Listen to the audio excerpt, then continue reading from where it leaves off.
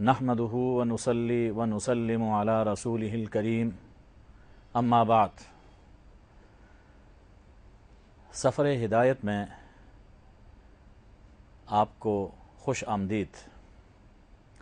آج ہمارا یہ سفر تاریخ اسلام کی ایک عظیم الشان شخصیت کی طرف ہے کہ جن کا نورانی کردار آج بھی اگر خواتین اسلام اپنا لیں تو ہمارے گھروں میں نور اور روشنی بکھر سکتی ہے۔ یہ شخصیت ام المؤمنین سیدہ خدیجۃ الکبریٰ رضی اللہ تعالی عنہا کی ہے۔ سیدہ خدیجہ رضی اللہ عنہا کے حالات زندگی کو ہم دو حصوں میں تقسیم کر سکتے ہیں۔ آپ کی زندگی کے کچھ احوال تو وہ ہیں جو حضور اکرم صلی اللہ علیہ وآلہ وسلم کی نبوت کے ظہور سے پہلے کے ہیں، اور کچھ احوال ظہور نبوت کے بعد سے۔ ظہور نبوت سے پہلے کے احوال میں ہمیں ان کے سیرت نگار یہ لکھتے ہوئے ملتے ہیں کہ سیدہ خدیجہ مکہ مکرمہ کے ایک نہایت دولت مند گھرانے میں پیدا ہوئیں اور نہایت ہی ناز و نعم میں ان کی پرورش ہوئی۔ جب بڑی ہوئیں تو خاندان میں ان کی شادی ہوئی، لیکن قضاء الہی سے ان کے شوہر کا انتقال ہوا جو بہت بڑے تاجر تھے۔ دوسری شادی ہوئی اور ان کا بھی انتقال ہوا۔ عرب کی مشہور جنگ ہے حرب الفجار، اس میں ان کے والد جناب خویلد کا انتقال ہوتا ہے۔ اب اس کے بعد گھر کے کاروبار اور تجارت کی ذمہ داری وہ جناب خدیجہ کے کندھوں پہ آ پڑتی ہے۔ جناب خدیجہ جس ماحول میں پلی بڑھی تھیں اس میں تجارت کا ایک گہرا شعور ان کو حاصل ہوا۔ اب وہ چاہتی تھیں کہ کوئی ایسا شخص مل جائے کہ جس کی دیانت پر، جس کی امانت پر بھروسہ کیا جا سکتا ہو اور جو فہم و فراست کا حامل ہو۔ اس زمانے میں مکہ مکرمہ میں ایک ہی شخصیت تھی جن کے کردار کی شہرت تھی، اور یہ تھے حضرت محمد صلی اللہ علیہ وآلہ وسلم۔ سیدہ خدیجہ نے انہیں یہ پیغام دیا کہ آپ مضاربت پر میرا سامان تجارت شام لے جائیے، اور جو بھی پروفٹ حاصل ہوگا وہ ہمارے درمیان نصف نصف ہوگا۔ حضور اکرم صلی اللہ علیہ وآلہ وسلم نے اسے قبول فرمایا اور آپ شام تشریف لے گئے۔ سیدہ خدیجہ نے اپنا غلام میسرہ وہ اس سفر میں حضور اکرم صلی اللہ علیہ وآلہ وسلم کے ہمراہ کیا تھا۔ میسرہ نے اس سفر میں جاتے ہوئے اور واپس آتے ہوئے عجیب و غریب احوال کا مشاہدہ کیا، اور حضور اکرم صلی اللہ علیہ وآلہ وسلم کی ذاتی شخصی زندگی کے وہ پہلو جو صرف ایک رفیق سفر ہی کو معلوم ہو سکتے ہیں وہ میسرہ کے سامنے کھلے۔ شام گئے، بڑے تدبر سے اور سوجھ بوجھ سے وہاں تجارت کی، اور پہلے اسفار کی نسبت زیادہ منافع حاصل ہوا۔ مکہ مکرمہ واپس آئے تو میسرہ نے سفر کے سارے حالات سیدہ خدیجہ کے گوش گزار کیے۔ اس پر ان کے دل میں ایک خیال آیا کہ اس تنہا زندگی میں کیوں نہ محمد الرسول اللہ صلی اللہ علیہ وآلہ وسلم کو رفاقت کے لیے منتخب کر لیا جائے۔ انہوں نے پیغام بھیجا، حضور اکرم صلی اللہ علیہ وآلہ وسلم نے اسے قبول فرمایا، اور اس قبول فرمانے کی ایک خاص وجہ بھی تھی۔ یہ دور جاہلی تھا۔ دور جاہلی میں عریانی اور فحاشی کو معیوب نہیں سمجھا جاتا تھا، بلکہ یہ ان کی تہذیب کا ایک حصہ تھا۔ لیکن سیدہ خدیجہ ایک پاکیزہ فطرت لے کر پیدا ہوئی تھیں، اور جس زمانے میں بے حیائی تہذیب میں داخل تھی، اس زمانے میں بھی سیدہ خدیجہ ان خرافات سے اپنا دامن بچائے ہوئے تھیں، اور مکہ مکرمہ میں انہیں طاہرہ کے لقب سے یاد کیا جاتا تھا کہ ایک پاکیزہ شخصیت۔ حضور اکرم صلی اللہ علیہ وآلہ وسلم بھی طاہر تھے، طیب تھے، تو جب ایک طاہرہ کی طرف سے پیام ملتا ہے، حضور اکرم صلی اللہ علیہ وآلہ وسلم اسے قبول فرماتے ہیں۔ اس مرحلے پر ہمیں یہ سوچنا چاہیے اور اپنی زندگی میں اس سے نصیحت حاصل کرنی چاہیے کہ رشتوں کی بنیاد وہ دولت و امارت پر نہیں، شہرت پر نہیں، جاہ و منصب پر نہیں، بلکہ تقوی و طہارت پر ہونی چاہیے۔ اور جو رشتے شرافت اور پاکیزگی سیرت کی بنیاد پر ہوتے ہیں، یقیناً ان میں اللہ کی طرف سے برکت بھی ہوتی ہے۔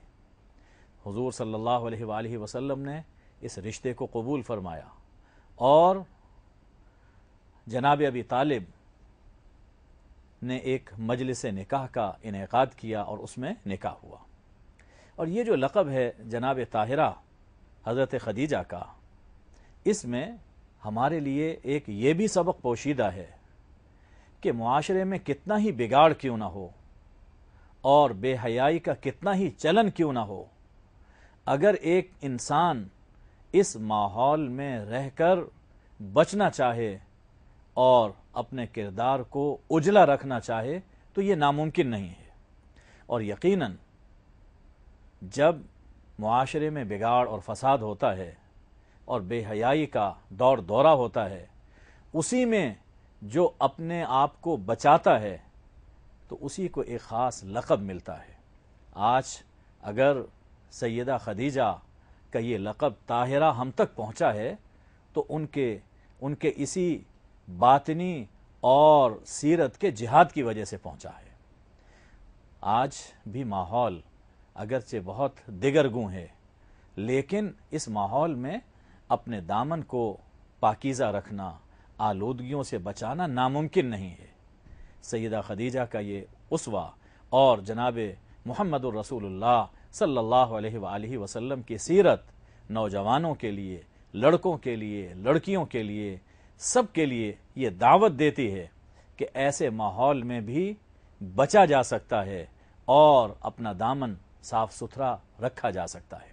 اسی طرح حضرت خدیجہ رضی اللہ تعالی عنہا نے یہ جو پیغام بھیجا، اس میں خواتین اسلام کے لیے یہ ہدایت ہے کہ رشتوں میں دیانت اور امانت کو ترجیح دیں، دولت کو اپنے سامنے نہ رکھیں۔ سیدہ خدیجہ رضی اللہ تعالی عنہ کا نکاح ہوتا ہے اور عائلی زندگی شروع ہوتی ہے۔ اب یہ وہ مرحلہ آتا ہے کہ جس میں حضور اکرم صلی اللہ علیہ وآلہ وسلم مالی حیثیت میں کوئی ایسی نمایاں وہ مقام نہیں رکھتے، لیکن سیدہ خدیجہ ایک دولت مند خاتون ہیں۔ اب گھروں میں عام طور پر جو کشمکش واقع ہوتی ہے اس سے ہم سب آگاہ ہیں، لیکن اس میں بھی سیدہ خدیجہ رضی اللہ عنہا کا کردار وہ ہمارے لیے ایک بہترین نمونہ ہے۔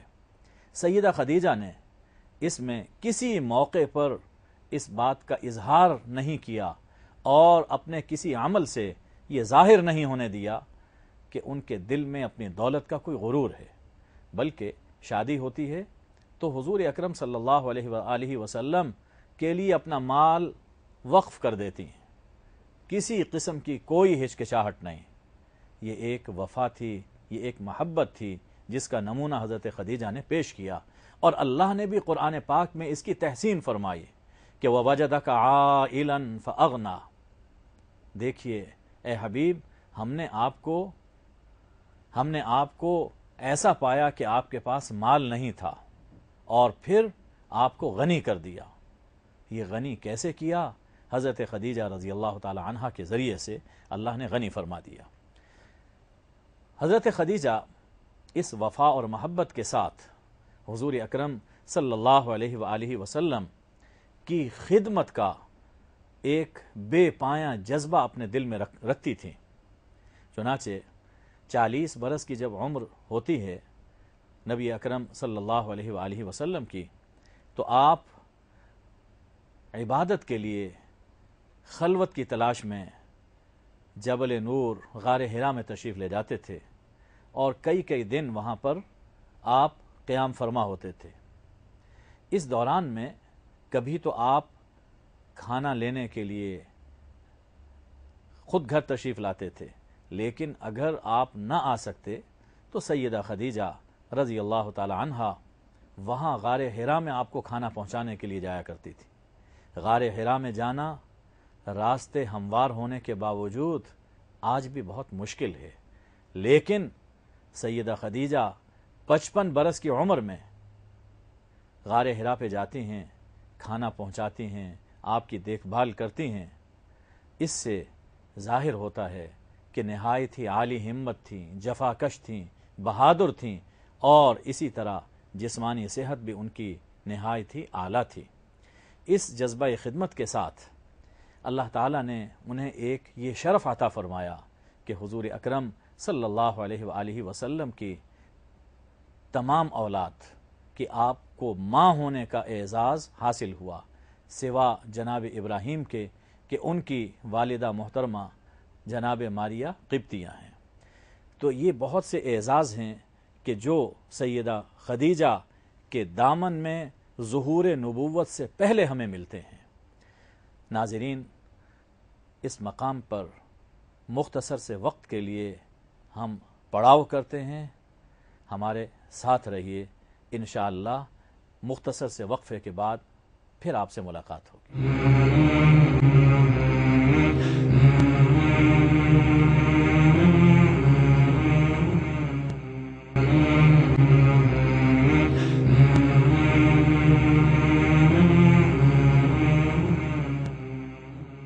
سفر ہدایت میں آپ کی دوبارہ آمد پر خوش آمدید۔ اس مختصر سے وقفے سے پہلے حضرت خدیجہ رضی اللہ تعالی عنہا کی ظہور نبوت سے پہلے کی زندگی کی چند باتیں پیش خدمت کی گئیں۔ اب ظہور نبوت کے بعد کی کچھ باتیں وہ عرض کی جا رہی ہیں۔ حضور اکرم صلی اللہ علیہ وآلہ وسلم غار حرا میں اللہ کی عبادت میں مصروف تھے۔ رمضان کا مہینہ تھا اور رات کا وقت تھا کہ اللہ کا فرشتہ جبریل علیہ السلام نمودار ہوا، حضور اکرم صلی اللہ علیہ وآلہ وسلم کو اپنے سینے سے لگایا، 1 دفعہ، 2 دفعہ، 3 دفعہ، اور پھر سورہ علق کی ابتدائی 5 آیتیں آپ کے سامنے تلاوت کی۔ حضور اکرم صلی اللہ علیہ وآلہ وسلم نے بھی وہی آیات تلاوت کی۔ اللہ کا فرشتہ چلا گیا۔ حضور اکرم صلی اللہ علیہ وآلہ وسلم کے لیے یہ ایک اچانک اور انوکھا واقعہ تھا۔ یہ تو یقین تھا کہ اللہ نے مجھے نبوت سے سرفراز فرمایا، لیکن اب اس کے بعد کیا ہوگا، اس کے نتیجے میں جو ذمہ داریاں میرے کندھے پر پڑ رہی ہیں اسے میں کیسے نبھاؤں گا۔ یہ ایک خیال تھا جس کی وجہ سے آپ کا دل تیزی سے دھڑک رہا تھا اور جسم مبارک پر کپکپی طاری تھی۔ گھر پہنچے تو ام المؤمنین خدیجہ رضی اللہ عنہا سے فرمایا زملونی زملونی، مجھے کمبل اڑا دو، مجھے کمبل اڑا دو۔ جب کچھ سکون ہوا تو پورا واقعہ بیان کیا اور یہ فرمایا کہ لقد خشیت علی نفسی، مجھے اپنی جان کا خطرہ ہے۔ اس پر حضرت خدیجہ رضی اللہ تعالی عنہا نے آپ کو تسلی دیتے ہوئے چند باتیں فرمائیں۔ یہ باتیں ہم سب کو اپنے لوح دل پر لکھ لینی چاہیے۔ یہ حضرت خدیجہ کی دانش و بینش اور انسانیت کے گہرے مطالعے کا گویا نچوڑ ہیں۔ اس موقع پر حضرت خدیجہ رضی اللہ عنہا فرماتی ہیں کہ آپ یہ کہہ رہے ہیں کہ مجھے اپنی جان کا خوف ہے؟ کلا، ہرگز نہیں، آپ کو کچھ نہیں ہوگا۔ کیوں؟ واللہ لا یخزیک اللہ ابدا، اللہ کبھی آپ کو رسوا نہیں ہونے دے گا، کبھی آپ کو تنہا نہیں چھوڑے گا۔ وجہ یہ ہے کہ انک لتصل الرحم، آپ صلہ رحمی کرتے ہیں، وتصدق الحدیث، آپ سچ بولتے ہیں، اور آپ تحمل الکل، جو بے سہارا ہوتے ہیں، بوجھ تلے دبے ہوتے ہیں، انہیں بوجھ سے ہلکا کر دیتے ہیں، ان کا قرض اپنے اوپر لے لیتے ہیں، لوگوں کا تاوان اپنی جیب سے ادا کر دیتے ہیں۔ وتکسب المعدوم، جو نادار ہوتے ہیں، مفلس ہوتے ہیں، ان کو آپ روزگار دلوا دیتے ہیں۔ وتقری الضیف، آپ مہمان نوازی کرتے ہیں۔ وتعین علی نوائب الحق، اور اس کے ساتھ اگر کسی پر کوئی مصیبت آ جاتی ہے تو آپ ان لوگوں کی دستگیری کرتے ہیں۔ فرمایا کہ جن لوگوں میں یہ اوصاف پائے جائیں وہ لوگ کبھی رسوا نہیں ہوتے اور کبھی اللہ انہیں تنہا نہیں چھوڑتا۔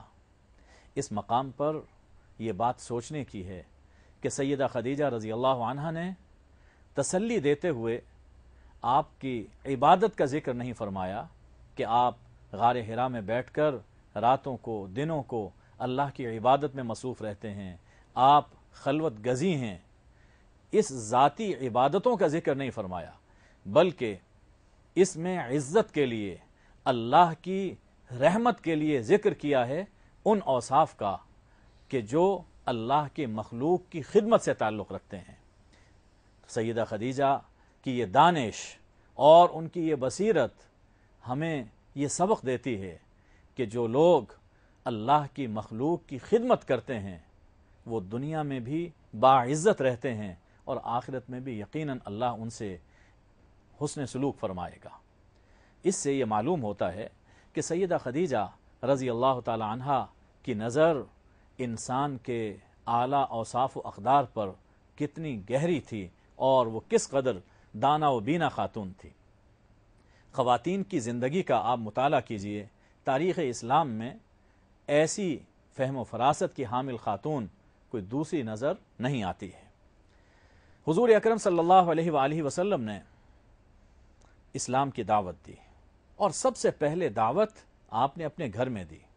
دین کی دعوت، نیکی کی دعوت کا آغاز اپنے گھر سے ہی ہونا چاہیے، اور سب سے پہلے حضور اکرم صلی اللہ علیہ وآلہ وسلم پر جو ایمان لائی ہیں وہ حضرت خدیجہ رضی اللہ تعالی عنہا ہیں۔ یہ خواتین اسلام کے لیے، خواتین کے لیے یہ چیز باعث اعزاز ہے کہ حضور اکرم صلی اللہ علیہ وآلہ وسلم کی سب سے پہلے تصدیق کرنے والی اور آپ کو سب سے پہلے ماننے والی وہ ایک خاتون تھی، اور خاتون بھی وہ جو کہ آپ کی زوجہ محترمہ ہیں۔ حضرت خدیجہ کے ایمان کو ہم ایک دوسرے لحاظ سے دیکھتے ہیں تو حضور اکرم صلی اللہ علیہ وآلہ وسلم کی بلندی کردار وہ بھی ہمارے سامنے آتی ہے۔ عام طور پر جو دور کے لوگ ہوتے ہیں وہ انسان کو تسلیم کرتے ہیں، اس کے کردار کو مانتے ہیں، لیکن جو جتنا قریب ہوتا ہے عموماً بے تکلف ہونے کی وجہ سے یا بعض کمزوریوں سے آگاہ ہونے کی وجہ سے وہ انسان کی کسی کی عظمت کو وہ تسلیم نہیں کیا کرتا۔ یہ ایک انسان کی نفسیات میں ہے، لیکن یہاں معاملہ بالکل مختلف نظر آتا ہے کہ حضور اکرم صلی اللہ علیہ وآلہ وسلم سب سے پہلے اسے دعوت دیتے ہیں جو سب سے زیادہ آپ کے قریب ہیں، اور سب سے پہلے وہی آپ پر ایمان لاتی ہیں۔ اس سے یہ ظاہر ہوتا ہے کہ حضور اکرم صلی اللہ علیہ وآلہ وسلم جیسے عوامی زندگی میں نہایت اجلے اور اعلیٰ کردار کے مالک تھے، اسی طرح اپنے گھر کی زندگی میں بھی آپ اپنے گھر والوں کے لیے اسوہ اور نمونہ تھے، اور وہ ان کو اپنے لیے ایک رہنما اور ماڈل سمجھتے تھے۔ حضرت خدیجہ آپ پر ایمان لائیں، اسلام قبول کیا، اور پھر یہی نہیں ہے کہ کلمہ پڑھ لیا اور اپنی عبادت میں مصروف ہو گئیں۔ اس کے بعد ایمان کے تقاضوں کو نبھانے کے لیے اور اسلام کی خدمت کے لیے حضرت خدیجہ رضی اللہ تعالی عنہا نے جو کردار ادا کیا ہے، وہ آج ہماری عورتوں کے لیے اور ہم مردوں کے لیے لائق تقلید ہے۔ حضرت خدیجہ رضی اللہ تعالی عنہا نے حضور اکرم صلی اللہ علیہ وآلہ وسلم کی دعوت کا جب مرحلہ آتا ہے، ہم جانتے ہیں کہ آپ پر ظلم و ستم ہوا، مخالفت کا ایک طوفان برپا کیا گیا، ذہنی اور جسمانی طور پر آپ کو اذیتیں پہنچائی گئیں، لیکن اس مرحلے میں سیدہ خدیجہ رضی اللہ تعالی عنہا نے حضور اکرم صلی اللہ علیہ وآلہ وسلم کو ہر طرح سے سپورٹ کیا ہے۔ گھر کی ذمہ داریوں سے آپ کو بے فکر کیا، اولاد کی تربیت اپنے ذمہ لی، اور جب حضور اکرم صلی اللہ علیہ وآلہ وسلم لوگوں کے ستائے ہوئے گھر میں تشریف لاتے تھے، وہ آپ کی ڈھارس بندھاتی تھیں، آپ کا حوصلہ بڑھاتی تھیں، یہاں تک کہ وہ مرحلہ آ جاتا ہے زندگی کا کہ جو نہایت ہی اذیت ناک تھا، نہایت ہی دردناک باب ہے سیرت کا، کہ جب اپنوں نے، جی ہاں اپنے ہی قریبی رشتہ داروں نے، جن میں چچا بھی داخل تھا، قریبی عزیز داخل تھے، ان سب نے مل کر حضور اکرم صلی اللہ علیہ وآلہ وسلم اور آپ کے اہل بیت اور آپ کے قریبی اعزہ ان کا سوشل بائیکاٹ کیا، اور یہ بائیکاٹ چند دن چند ماہ نہیں 3 سال پیہم رہا۔